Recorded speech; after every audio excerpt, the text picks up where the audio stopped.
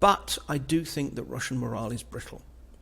And if the Ukrainians manage to make some kind of unexpected breakthrough, we could see that becoming really quite a major problem. Hello and welcome to Off Script. My name is Steven Edginton. As Putin's war enters into the winter, what are the prospects of a peace deal?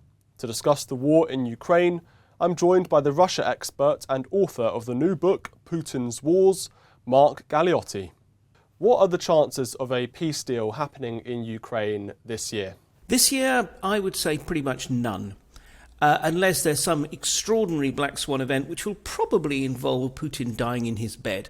I just can't see it happening. I mean, there's no harm in opening conversations, by all means, but I just think at present, Russia and Ukraine are just so far apart, and Russia's willingness to give ground in terms of returning occupied territories has not been demonstrated in the slightest. So, I can't see where any conversations could go. Do you think there's a genuine desire from both the Russians and the Ukrainians to find a peace deal? No, not really. I think from the Ukrainians' point of view, they're riding high at the moment. They're very much victorious. I think that it's not that they're happy with the casualties and such like. If they felt they could get a full return of all the occupied territories, which after all will include Crimea, through negotiations, I'm sure they'd be delighted. But the point is, I don't believe they think that's possible. And likewise, look, the Russians, they are constantly saying, we are open to conversations, we're open to negotiations. This is largely disingenuous. They're hoping through that to be able to get some kind of a ceasefire, which will give them time to rebuild their shattered military. But again, this is it. At the moment, although apparently there are proxy talks going on in Istanbul, but nonetheless, I see no signs that the Russians either are willing to make the kind of commitments which are necessary, which again, above all, is going to focus on Crimea. Crimea is going to be a really, really thorny issue. And so far, there's no real resolution for that. It does seem unlikely, doesn't it, that Crimea would ever be handed back to the Ukrainians without a major fight? Yes, I suppose one could see, perhaps under a different leader, some kind of a deal whereby perhaps there would be, in a few years' time, a new and genuine vote on Crimea's status. Because after all, the principle of self-determination means that if the people of Crimea actually don't want to be part of Ukraine, they should have the right to express that.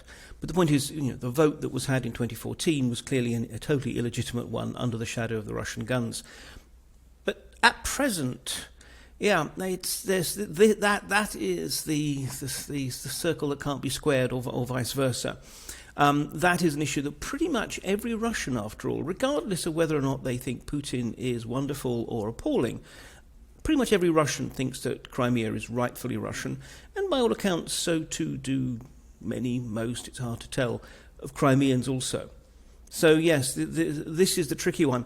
And given that the Russians have given the Ukrainians absolutely no reason to believe their good faith, it's hard to see how some kind of long-term resolution, through diplomatic means could be arranged. So yes, it will probably end up, alas, being fought out on the streets. So Elon Musk came under criticism for proposing a series of ideas for a long-term peace plan. Do you think that there is any can you see on the horizon any shape of what that peace plan might look like that would work, as I say, in the long term? Or will this become another frozen conflict like we had after 2014? Well, I certainly hope not. I wouldn't necessarily put much faith in Elon Musk's notions of what peace should look like, any more than anyone should put any faith in my notions of the next trends in modern technology.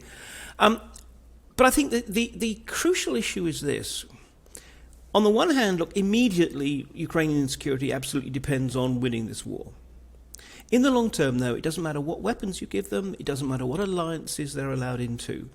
Ukraine's long-term security depends on a Russia which is not an enemy. And ideally, obviously, that means a Russia which is a free, happy, liberal democracy.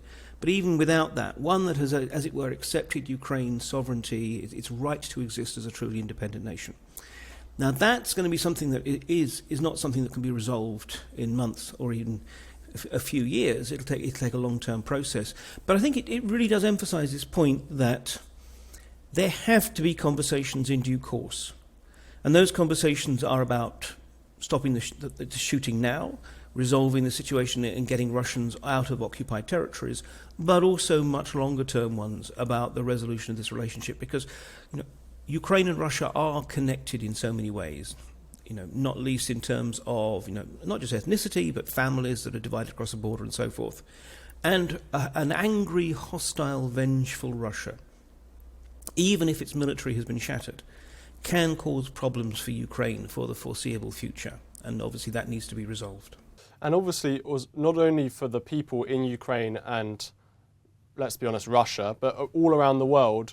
The war is causing terrible, terrible problems, economic problems, humanitarian crisis, the wheat problems, the food, the grain problems for people in Africa and other places, other poor countries, and obviously many, many people dying on the battlefield. So we all want a peace as soon as possible. How is it sort of the moral responsibility of the West to put pressure onto Ukraine to start thinking about a peace deal? The Americans have apparently been asking or putting pressure onto Kiev to do this.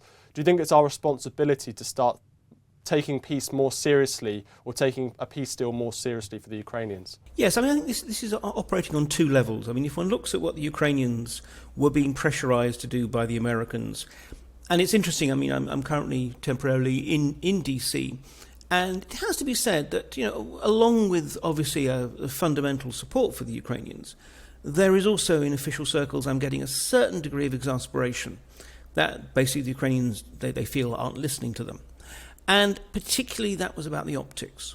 It was about the fact that the Ukrainians were just simply ruling out any kind of negotiations, the fact that President Zelensky had actually sort of passed a decree saying that they would not talk to the Russians so long as Putin was in power. Now, that's perhaps understandable on an emotional level, but what that was allowing the Russians to do was to basically make the running. Because the Russians were saying, well, we're happy to talk without preconditions, it's the Ukrainians that are the problem. And we should remember that there is also a much larger audience, which is, in a way, the rest of the world. The global south is one of these problematic terms, but we haven't really got a better one at the moment.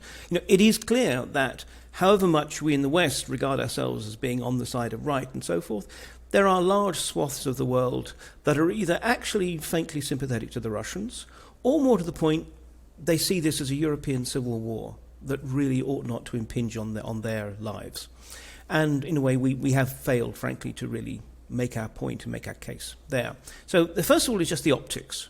Just at least, they were trying to get the Ukrainians at least not to be looking as if they were ruling out talks. But secondly, this point about the sort of the moral imperative. Look, I hesitate to call myself an essentially immoral person. But look, I don't regard myself as being in a position to be able to sort of pontificate about the moral imperative. I would talk about the practical imperative. That actually, look, we in the West also have a real incentive to not just end this war right now, or as soon as possible, but also to ensure some kind of long-lasting settlement. And I think in this context, the problem is that this has become dominated by a totally false dichotomy. It's either, well, you support the Ukrainians, or you want talks now, which means concessions to the Russians. Well, I don't believe that dichotomy ought to exist. We can talk and fight at the same time, and certainly the Ukrainians can. So, I think the issue is, yes, on the one hand, yes, the West should be thinking about the end game, and the reason why we're not is in some ways because we're afraid of what that would involve. We have this mantra that the war will end when the Ukrainians say it will end. Well, there's some truth in that, but also it's disingenuous nonsense, in the sense of course, we have our own interests. But the point is, it's a useful mantra because it means that we don't have to think about the end game. Because the trouble is, if you look at the Western Alliance, there is such a huge variation. If you look at countries like Poland and the Baltic states, they adopt a very maximalist position. They basically want, it's not just about Ukraine, it's about basically humbling and taming Russia. If you look at other countries, particularly in the south of Europe, and indeed France as well, maybe even Germany, it's actually just simply about resolving this conflict as quickly and as painlessly as possible. No one wants to have these discussions about the end game, and therefore we're ducking that particular issue, which I think is a real problem.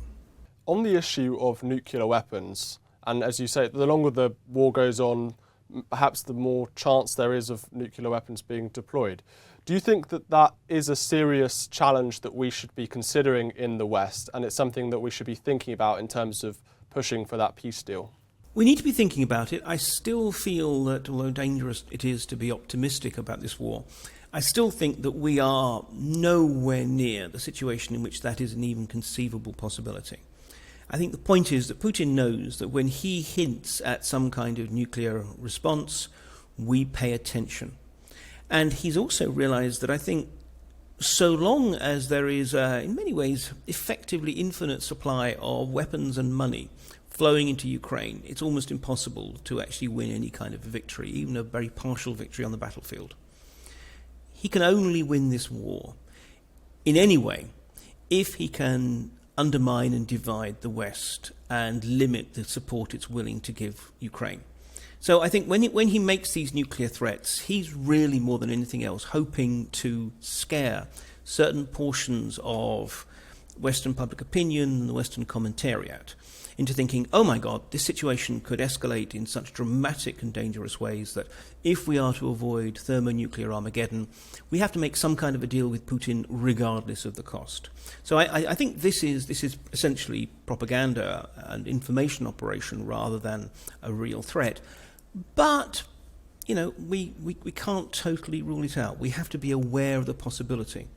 Fortunately, given the nature of Russia's, we're meant to call them non-strategic rather than tactical nuclear weapons for arcane reasons which are beyond me. But anyway, I mean, given the nature of these, we will have a certain amount of warning, days probably, before any could be used.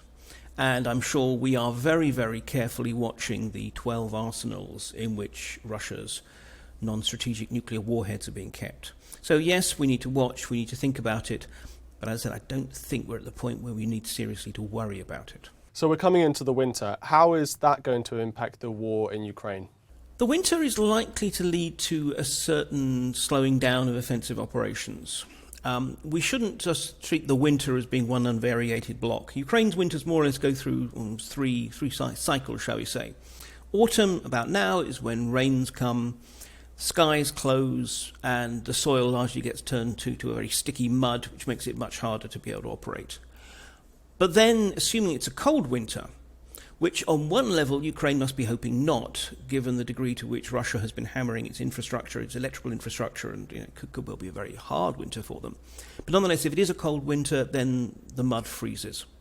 And once again, offensive operations become possible until the thaw comes, and again, we have everyone getting glued down where they are. So, you know, there are going to be variations.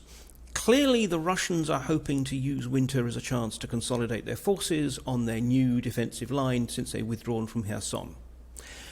As they prepare and train up the bulk of the mobilized reservists, you know, probably about 150,000 or so people, into scratch units, which can then be deployed come spring.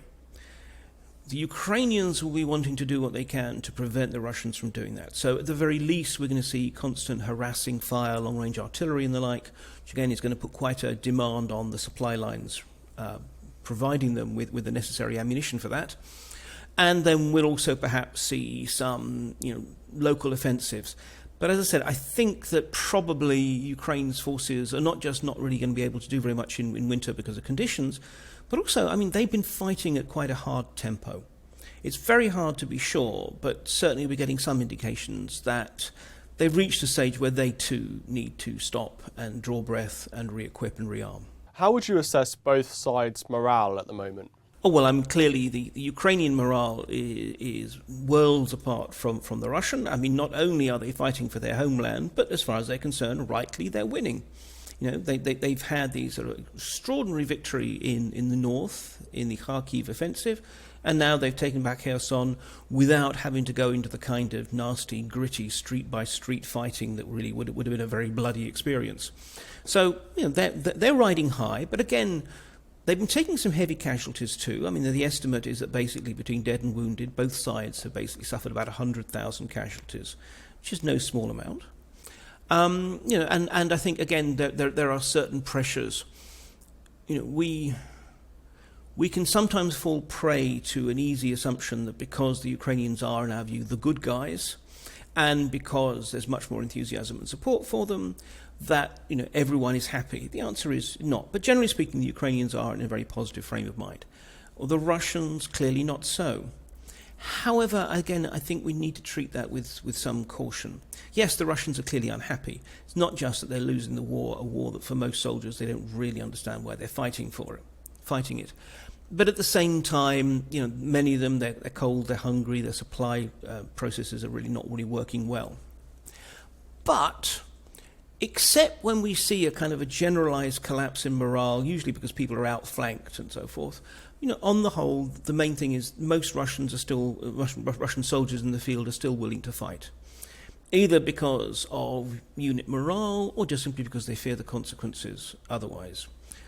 But in effect, that doesn't really matter. So, we're not seeing the kind of massive collapse of morale yet, at least. But I do think that Russian morale is brittle.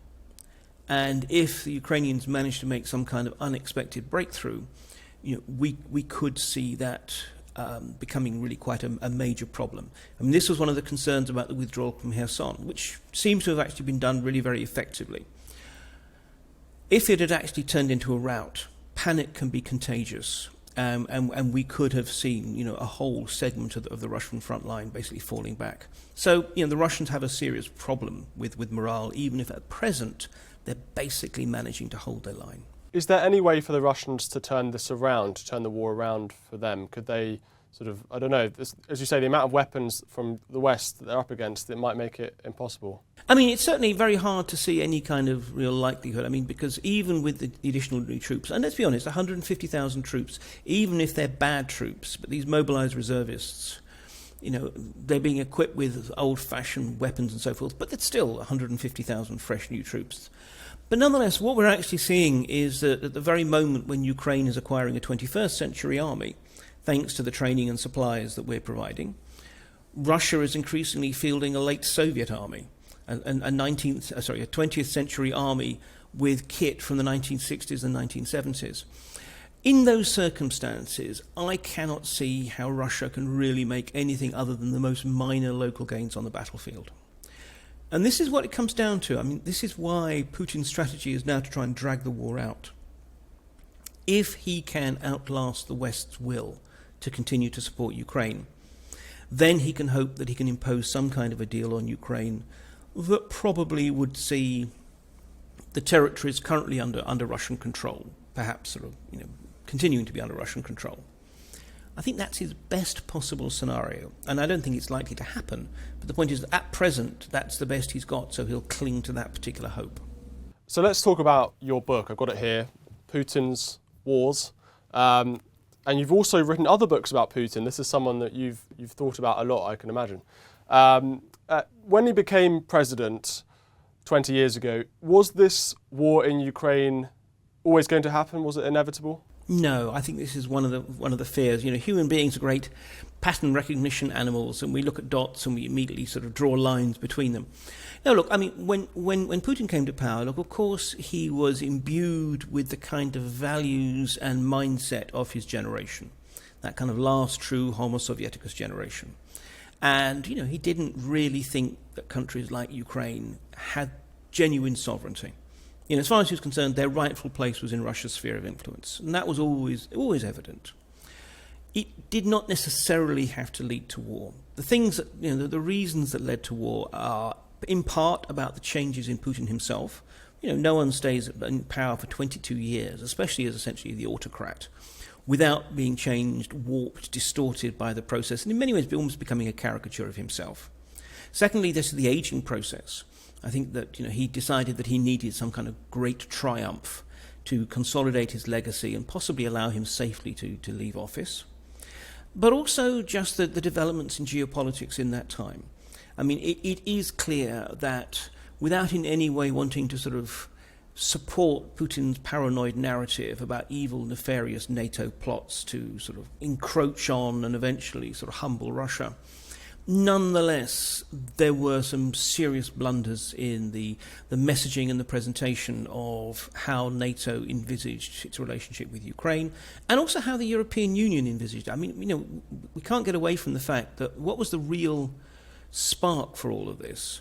It was actually Ukraine's 2013 treaty that it was going to sign with the European Union, that at first Moscow didn't have a problem with, until in summer 2013, someone pouring through the details, it was after all a very fat legal document, realised that it would actually lock Ukraine away from a lot of economic cooperation with Russia.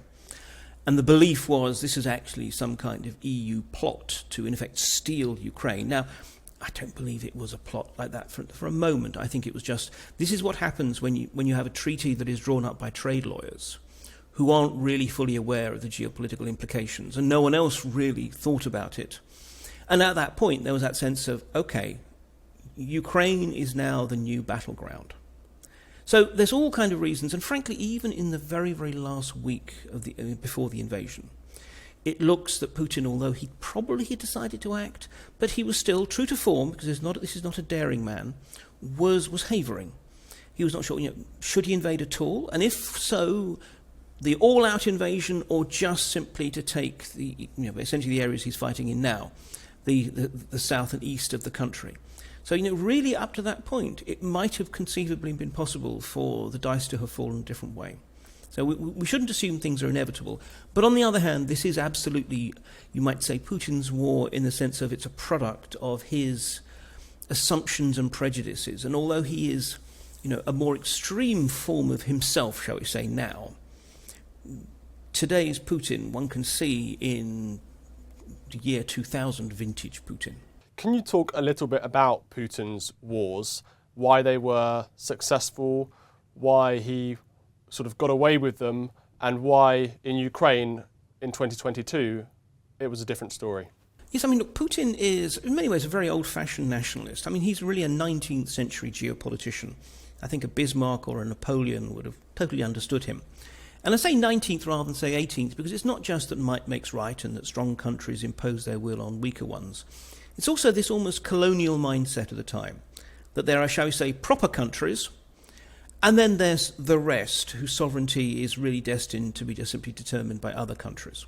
So, he very much sees, he sees the West as, generally speaking, kind of proper countries. Countries like Ukraine, they're secondary ones.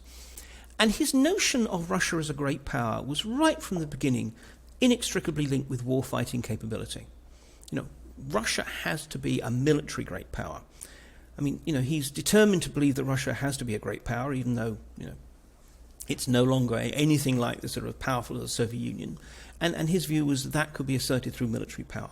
And if you have military power, you need to demonstrate it. But the interesting thing is, essentially, right up to this war, Putin, by luck or by good judgment, essentially picked easily winnable wars. The Second Chechen War actually turned out to be much more hard fought than anticipated, but still, ultimately, there was no real question that Chechnya would actually be able to stand up against the whole might of a mobilized Russia. Likewise, his invasion of Georgia, tiny Georgia, it was a 5-day war, despite the fact that there were many blunders by the Russians, but again, the outcome was never in doubt. Annexation of Crimea in 2014, again, a very, very sort of surgical operation at a time when basically the Ukrainian state had virtually collapsed. And then his military deployment into Syria, kept at essentially a pretty small footprint, largely just air forces, bombing insurgents who didn't have air defences, from a nice safe height. Again, this is it. The interesting thing is that despite all the macho posturing, Putin ultimately was always a very cautious warmonger. He wanted the trappings of being a warlord without the risks. And then, this seems to be the paradox with this war. And I will confess, when it actually happened, there was a part of me thinking, basically, did I get Putin wrong? Has he changed? And I think, though, what then emerged became clear that actually, for Putin, this was not going to be a big deal. This was not going to be a long war. It was going to be a 2-week operation. He convinced himself that Ukraine was not a real state. The Ukrainian people would basically welcome the Russian liberators, or at the very least just accept a fait accompli. A supine, hypocritical West would wring its hands and bring out some minor sanctions, but essentially do very little and do that too late. In that circumstance, from his point of view, this was a relative no-brainer. It was going to be an easy win and a great triumph. And then, because in a way Belarus has already been brought into the Russian fold, he would have united the 3 great Russian, Slavic, heartland nations, Russia, Ukraine and Belarus, and that's it. He's now Vladimir the Great, regatherer of the Russian lands or whatever. So each time this has actually been, a man who tries to be quite cautious, tries to go for easy wins, but it's a man who doesn't really understand modern warfare. He has almost no military experience. He just did a sort of cursory reserve officer training when he was at university back in the 1970s. And he had no idea what he was biting off when he went into Ukraine. Do you think that's because he's surrounded by yes men and sort of people sort of telling him what he wants to hear, or is it something else? Yeah, I think that's a very powerful element of it. We've known for years that his circle has been contracting, that those people who once upon a time had slightly different perspectives and were willing to challenge him, have been eased out, people like his former finance minister, Alexei Kudrin, and instead, exactly, he's now surrounded by people who, his closest circle are just very much people like him. They're like, the same age, pretty much, Putin is 70. And if you look at the people closest to him, they're pretty much all between the ages of 68 and 74. They're of the same generation. Most of them are ex-KGB. They very much have the same kind of mindset. For the people around him in the sort of the outer layer of sort of technocrats and professionals, yes, they've learned that you do not try and counter the boss's perceptions. And I think this is one of the clear tragedies. If one looks at, say, the defense minister, Sergei Shoigu, who actually, by all accounts, was not a fan of going in, invading Ukraine, just as he wasn't particularly keen on taking Crimea back in 2014. But I would suggest that, in this context, his big sin was precisely that, he had his misgivings, but he would not bring himself to actually question and say, this is a bad idea for these reasons. And the real professionals, they weren't even involved in the thinking. The generals, the planners in the general staff and so forth, none of those were involved in the sort of the preparations for this. So yes, I think this is a product of years of increasing isolation, magnified by COVID, in his period of isolation, where it seems to be that one of the key figures who actually had personal access to him was an old friend of his, a banker, Yuri Kovalchuk, who likewise shares these notions that somehow Ukraine is ungrateful and is not really a country.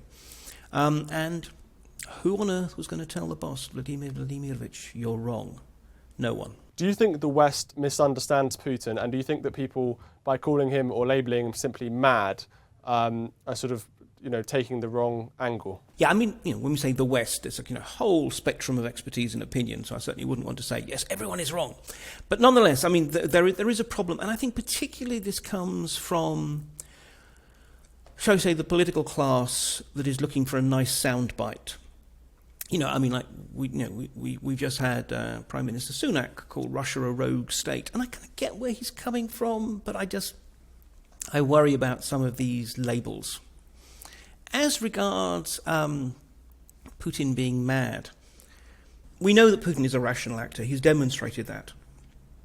It may take him time to change his views, but for example, he had his first desperate attempt to try and take Kyiv. When it became clear that was failed, he didn't escalate, he pulled back, he reconfigured his attack to look at the Donbass and the southeast. Kherson, he clearly did not want to surrender Kherson. For weeks his generals have been pestering him to allow him to do that. Eventually he agrees. Generally speaking, the issue is this, that even rational actors can do deeply irrational things and believe deeply irrational things, depending on what information they have, what perspectives, how they see the world. Putin clearly has a deeply skewed understanding of the world. He sees it in very conspiratorial, very aggressive, dog-eat-dog terms. He does believe that the West is embarked in some long-term conspiratorial campaign against him, and he does believe some, deeply muddle-headed things about Ukraine. But within those contexts, I think he has demonstrated that he is rational. He's not the kind of figure, for example, and this goes back to, for example, your earlier point about nuclear weapons. He's not about to sort of end the world in a thermonuclear pyre, just because he's not getting his own way. He doesn't have any kind of grand overarching ideology that motivates him. Essentially he is a self-interested despot who has bitten off something that he cannot possibly chew and is trying desperately to respond to that. But, he will be driven by, above all, his regime and his own personal survival. But he does have a sense of Russian history. He wrote that long essay, I think last year, about Russia's place in the world and Russia's history versus the history of Ukraine as a country. So he does have this. It's not just about him. That's kind of what I'm trying to say. It's not just about his self-interest in that sense. He does have this very strong, almost ideological, maybe you disagree with that word, view of Russia and Ukraine. Yeah, generally speaking, he believes that Russia is entitled to be a great power. It's not like it is a great power because of the size of its economy or its nuclear arsenal or whatever, but it has a historical right. And it is a right that has been won by, and again, this is a pervasive and problematic myth in Russia, that essentially Russia has time and again saved civilization, sometimes from itself. Ever since, we're the ones who stopped the Mongols from rolling into Western Europe. Well, they didn't. But anyway, they like to believe that. All the way through to we're the ones who beat Napoleon. We're the ones who beat Hitler. Time and again, it's that sense of we are ultimately the ones who do the heavy lifting to save everyone else. And, yes, so he believes that, and he believes that Russia is a great power, therefore, by right, and that great powers have spheres of influence. And specifically on Ukraine, yeah, absolutely, he has this notion that Ukraine is really not separate from Russia. And look, the issue of Ukraine's historic relationship with Russia is an incredibly complex one. It is no more true to say that Ukraine has always been independent than it is to say Ukraine has always been part of Russia. It's one that lends itself to so much nuance. One could almost say, actually, that Russia is part of Ukraine, if one was actually, because the real root of all of the lands of the Rus was Kiev the Golden. So, in that context, yes, he believes certain things. He has absolutely some strange assumptions, and he has also used history very instrumentally as a means of his power to try and mobilize the Russian people and rationalize and justify his own rule. But again, look, everyone does. Everyone has some kind of frame of reference through which they understand their country and their country's relationship with the rest of the world. His is particularly problematic, and yes, it acts as a certain constraint. But on the other hand, look, I also think that we have to acknowledge the degree to which Putin is a cynical opportunist, just like everyone else within his system, unfortunately. And he may well believe that Russia ought to have control over Ukraine. But let's be honest, he has already, in effect, acknowledged that he's not going to control most of Ukraine. Even if one looks at the kind of potential peace deals that get floated by the Russians, they all carry with it the implication that at least most of what is now Ukraine will be allowed to be a sovereign nation and can actually even build some kind of relationship with the EU and NATO. Again, this is a man who, despite what he believes and despite how he is portrayed, he is first and foremost, in his own mind, a survivor. Now, Putin, one of the things he talks about is the culture wars. He talks about the West being cancel culture. He talks about freedom of speech. He sort of paints Russia as this traditional Christian country versus the decadent, kind of woke West. Is that an accurate portrayal?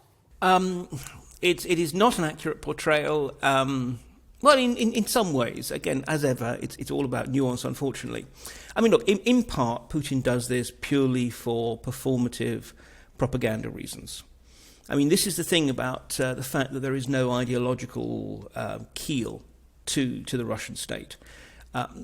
Essentially, Putin can sell Russia to every constituency in different terms.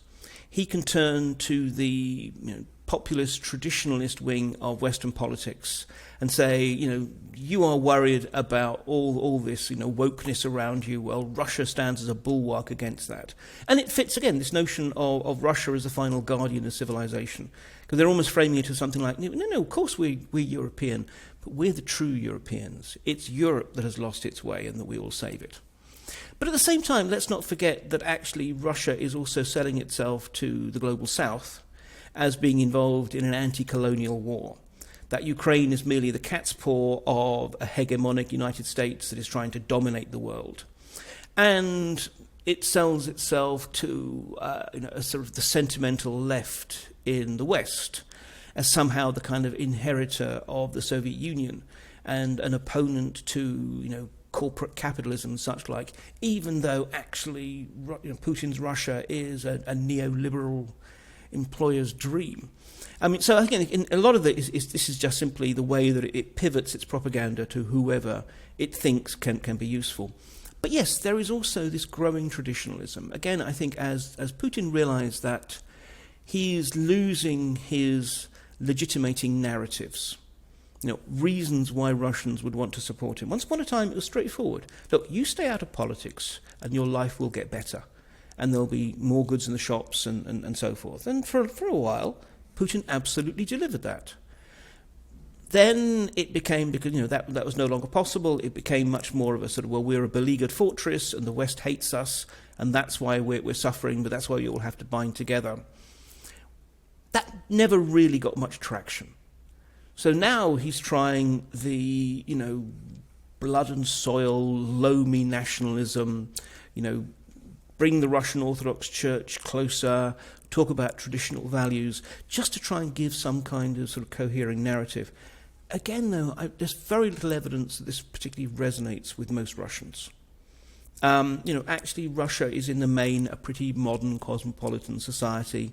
Perhaps, yes, it's certainly, it's more retrograde in some attitudes, particularly out of the main cities, towards, non-traditional sexual orientation and the like. But to be honest, my sense is Russia is probably not that far away from, say, where Britain was in the 1980s. Well, it's not particularly religious. I think people sort of have this idea of it being a very religious country, but I'm not quite sure that that's an accurate portrayal. And it's a very multicultural nation. If you look at Moscow, there's a lot of Muslims living there, all over the constituent parts of Russia. It's a very, very multicultural society. Perhaps it's not sort of as mixed as in Britain or in other places, but it's still, this idea of Russia being sort of this one kind of white nationalist state perhaps isn't quite accurate. Absolutely not. And this is it. Actually, it has been really one of the success stories of Russia, how it has been able to bring together different faiths and different ethnicities. I mean, it's interesting, for example, Kazan, that is the capital of Tatarstan, which is a heavily Muslim region, there is the central fortress, the Kremlin, and you go into there and there is a massive and glorious mosque next to a massive and glorious Russian Orthodox cathedral. And in many ways that, I think, sort of symbolises it. It's actually that sense of that it can be both. And this is one of the potential pitfalls for Putin. As he draws closer to the Russian Orthodox Church, as he sees this as the kind of the true heart of what is Russia, what will this mean to the substantial numbers of not just Muslim, but especially Muslims, sort of non-ethnically Russian, non-Russian Orthodox people, particularly because if one looks at birth rates, Slavic birth rates, like European birth rates are on the whole in decline. But on the other hand, particularly within the Muslim North Caucasus, still have very large families, very, very high levels of birth rate. So if we look, for example, at the composition of the kind of young men who become the conscripts of the Russian military, I mean, this is disproportionately becoming a North Caucasian and therefore Muslim force. And in the long term, is it really sensible to build your new national identity around a religion which is not the religion of large numbers of your soldiers? One could suggest not. I think to a degree this is Putin clutching at straws after all. Well, this demographics issue is also, something that every Western country is having to grapple with, or most Western countries are. But for Russia in particular, this seems like a very, very serious issue for them. As you say, their birth rates are declining, but now they've got, as you say, 100,000 casualties potentially in the war in Ukraine. That's only going to rise if the war continues. So does Russia really face an acute issue here where they just don't have enough young men to sustain themselves in the long term? I think we shouldn't overplay it. This is still a country of more than 140 million people, and therefore, particularly, there is still scope. There is all kinds of latent power. The demographic concern is really more of a long-term one. in terms of depopulation of certain areas as everyone wants to go to the cities, and also the degree to which Russia therefore has been having to rely on, and again it sounds a very familiar story, guest workers from Central Asia to do a lot of the low-paying, hard grunt work that the economy requires, which has been a long kind of term concern. No, I mean, in the short term, if it's just about warm bodies, and if Putin is not worried about the political costs, he can still find more people to throw in, not least because what they haven't yet used really are conscripts. But with the annexation decrees that sort of basically decided that these occupied territories were now actually part of Russia, by law, Putin could send conscripts into the war zone. He's avoided doing so because I think he's aware of the massive political uproar that taking these 18 and 19-year-olds and sending them in to die in Ukraine would have on their families back home. But nonetheless, I think that means that actually, cannon fodder Putin does not lack for. What he lacks, after all, are experienced and trained soldiers and modern weapons with which to equip them. Has this partial mobilisation had any impact? I mean, obviously it has had an impact. What's the impact been on the Russian population as a whole in terms of their views of Putin and the war? And how can we assess that impact? How do we know really how ordinary Russians feel about this stuff? Well, I mean, obviously a certain number of Russians just simply got the hell out. I mean, it's interesting that basically for every young man who was mobilised, 2 had actually fled the country. And, that's a substantial issue, and it's quite a brain drain because obviously you're more likely to flee the country if you have the sort of transferable skill that you think you can use elsewhere. So we see in sectors like IT, but also actually a lot of it is skilled industrial workers, because we know, again, a lot of the factories which are vital to the war effort are having trouble now recruiting workers to basically fill these gaps. And you had local governors petitioning Moscow saying, look, we need to have exemptions because you want us to keep the industries running. So we can see that there's disquiet within the country, both at an official as well as a sort of public level. In many ways, really, the mobilization broke, again, a sort of an implicit social contract between Putin and his people, which is more or less, look, you let me have my war, and for most of you, I will guarantee that it won't affect your lives in any meaningful way. Yeah, sure, maybe there's going to be, you can't go to McDonald's anymore, but nonetheless, there's other places you can get burgers still. This actually brought the war into every single family. And that clearly has had an impact. Because even if one looks at opinion polls, and look, obviously there are issues, serious issues with opinion surveying in Russia these days, but there are still companies which do a pretty professional job. And even if you look at those, it's quite clear that since this point we've seen Putin's approval ratings going down, still from artificially high levels. Because frankly, if someone rings you up at home and says, I'm just doing an opinion survey, what do you think of Putin?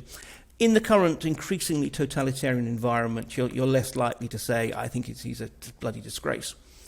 But nonetheless, one can see that his approval ratings are going down, but more importantly, one can also see that actually a majority of Russians say that they would favour negotiations to bring an end to this war. The idea, and I said that's definitely something that we've seen much more clearly since mobilization, because up to that point, a lot of people just weren't thinking about the war. Now they have to. One final question. You were banned from Russia. Are you going to miss going to Russia? Oh, God, yes, absolutely. I mean, look, on one level, look, I'll miss it for professional reasons. Because although there's a certain number of contacts who are still happy to talk to me, usually by sort of the more encrypted types of communications,